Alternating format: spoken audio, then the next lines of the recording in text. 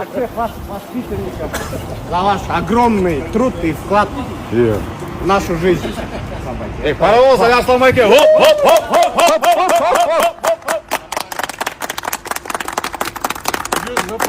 Майка, садитесь.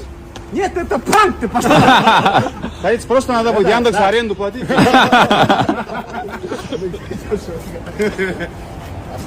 От старших. Ассаламу алейкум. 2021 года. Это и от младшего поколения тоже. От всех.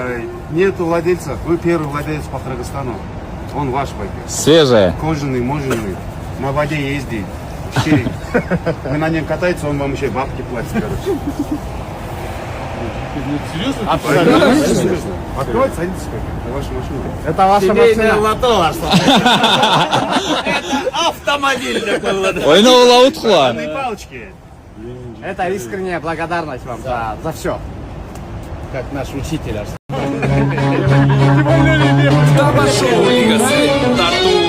Все эти годы мы вот с пацанами собрались. Огромный респект и уважуха вам, благодарность за то, что вы из нас сделали личности, в первую очередь творческих личностей.